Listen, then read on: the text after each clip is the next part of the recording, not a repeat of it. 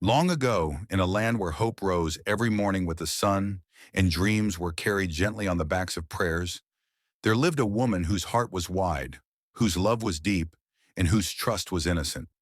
She was the kind of woman who believed that when you give love, it returns multiplied, that when you stand by someone, they will stand by you, and that when a man looks into your eyes and promises you forever, his words are as solid as the earth beneath your feet. For 2 years, she loved a man called Marcus. And in those 2 years, she built her future with her own hands, stone by stone, prayer by prayer, sacrifice by sacrifice. She did not just love him, she believed in him.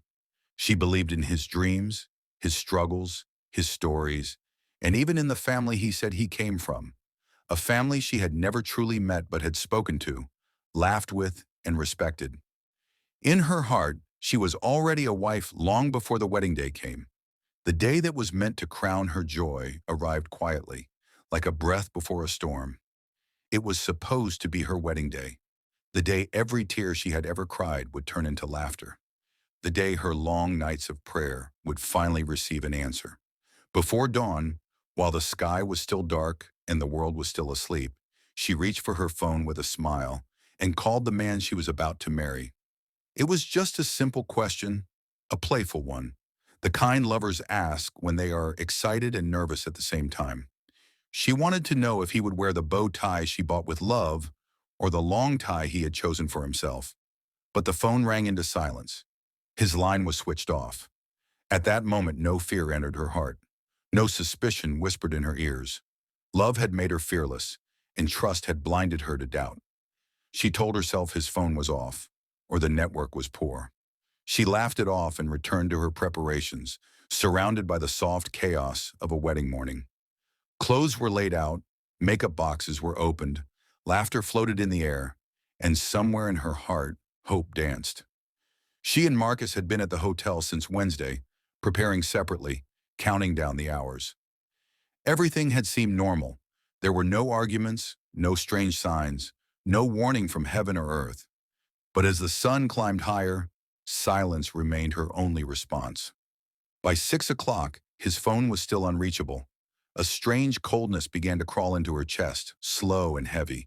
Her hands trembled as she decided to go to his hotel, to see him with her own eyes, to calm the fear that was beginning to rise like floodwater. She handed her car keys to her elder brother because her heart was too restless to focus on the road. Anxiety sat beside her in the car, pressing against her ribs, whispering questions she did not want to answer. When they arrived at the hotel, the receptionist looked at her with polite confusion. She asked for Marcus. The receptionist checked the records and then spoke words that would break her life into before and after. He had checked out on Wednesday. Wednesday, the same Wednesday she had been in her own hotel all day, believing he was just a few rooms away, also preparing for their forever. Her voice shook as she repeated the word, as if saying it again would change its meaning. Wednesday? Her knees weakened. Her body began to shiver, not from cold, but from the sudden understanding that something was terribly wrong. Her brother tried to be strong for her. He told her to calm down, to breathe, to consider that maybe Marcus was unhappy with the hotel service and had moved elsewhere. But even as he spoke, the truth hung heavily in the air. Marcus had not told her anything. He had not sent a message. His phone was still off, unreachable, as if he had vanished from the face of the earth. Hope was slipping through her fingers, and she could not hold it anymore. They returned home, where the house was already full. Friends had arrived the night before, filling the rooms with excitement and expectation. Both families were present.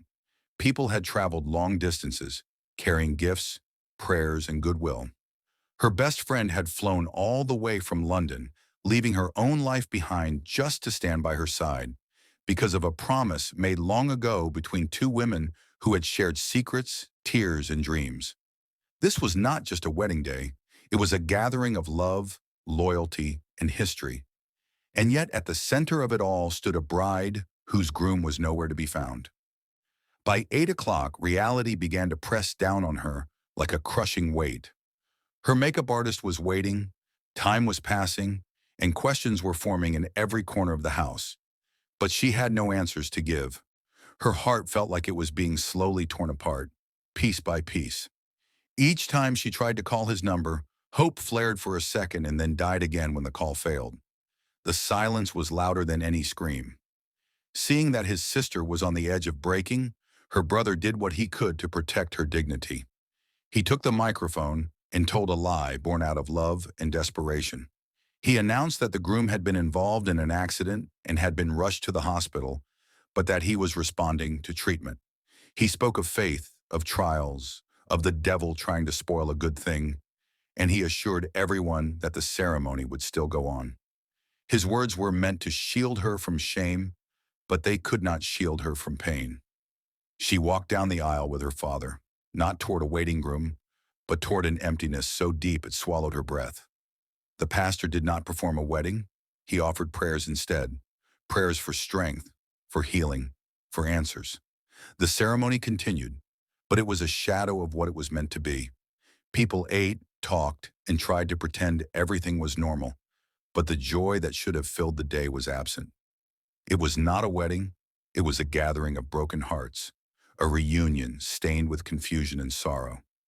It was in that painful moment, when the world around her felt unreal, that she finally spoke the truth she had been carrying alone. She told her parents and her brother about the $6 million she had lent Marcus, money given out of love, trust, and the belief that she was helping her future husband. She told them about the countless other sums she had handed over without hesitation, money that never came back. As she spoke, reality settled in like a dark cloud. She saw, for the first time clearly, that the man she loved had built his relationship on lies. Lies about his family, lies about his life, lies about who he truly was. The woman she believed was her future mother-in-law was not real. The siblings she had been introduced to were nothing but actors in a carefully planned deception. Marcus had played his game with the patience of a hunter and the precision of a thief, leaving no trace, no crack in his story. And she, who was not foolish but simply human, had trusted him completely. Days turned into years, and the wound did not heal easily. The betrayal did not just steal her money, it stole her sense of safety, her confidence in love, and her belief in people. Then 4 days ago, another truth surfaced like a final blow. One of Marcus's friends reached out and confessed what she had never imagined. Marcus was a married man, not only married but a father of 3 children. The man she was supposed to marry, the man who disappeared on her wedding day, already belonged to another life. That revelation nearly killed her. Her body weakened, her spirit shattered, and death came so close she could feel its breath. But in that valley of darkness, where hope seemed impossible, God stepped in and saved her. He pulled her back from the edge, held her together when she could not hold herself, and reminded her that her story was not ending in betrayal. This is not just a story of heartbreak. It is a warning whispered through tears. It is a lesson written in pain. It is a reminder that sometimes the people we trust the most are the ones who can hurt us the deepest, and that love without wisdom can lead to destruction. But it is also a testimony of survival. She lived, she endured. And though her heart was broken, it was not destroyed. From the ashes of her ruined wedding day, a stronger woman rose, carrying scars, yes, but also carrying truth, faith, and the courage to tell her story so that others may learn, be careful, and be saved.